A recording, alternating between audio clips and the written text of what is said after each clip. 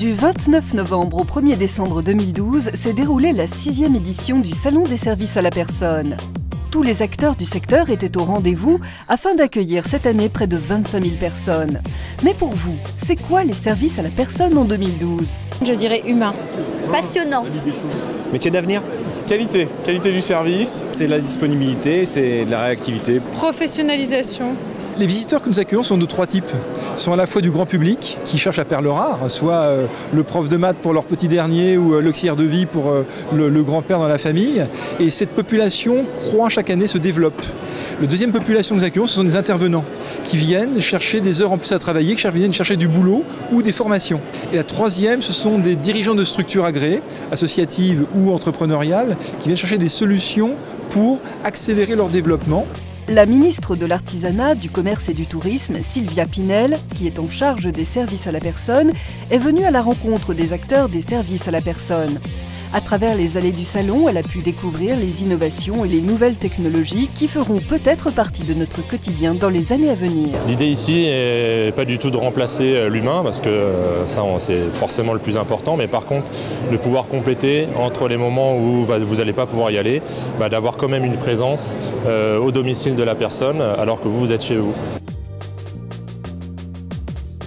Le partenaire incontournable du salon, l'Agence nationale des services à la personne, propose sur son stand différents espaces dédiés à l'information sur la Charte nationale qualité, les emplois d'avenir, le conseil et l'accompagnement à la création d'organismes. L'ANSP a profité du salon pour présenter en avant-première le logo de la Charte nationale qualité des services à la personne qui sera lancé en février 2013 par l'agence.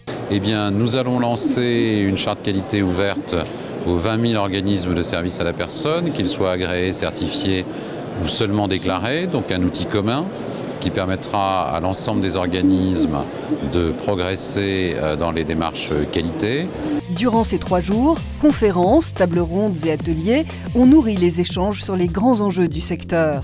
Le plus emblématique de l'actualité, c'est le programme des emplois d'avenir lancé par le gouvernement.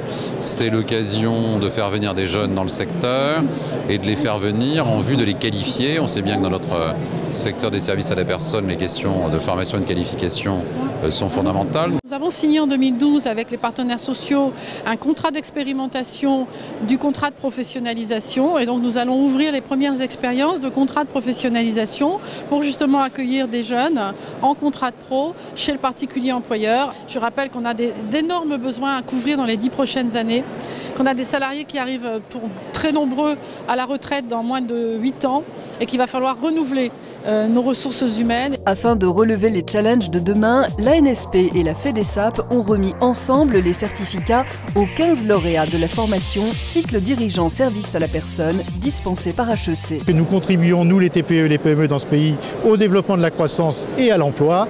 Et il faudra vraiment que très vite, si ces deux secteurs-là sont moteurs pour l'économie française, nous en sommes convaincus, le gouvernement aussi, faisons en sorte qu'ensemble, nous fassions ce qu'il faut pour que nos emplois soient prospères, que nos jeunes trouvent de quoi s'exprimer et que nos anciens puissent partir à la retraite après avoir transmis le flambeau. Ce salon 2012 des services à la personne a une nouvelle fois été riche en rencontres et en échanges. On vous donne rendez-vous l'année prochaine.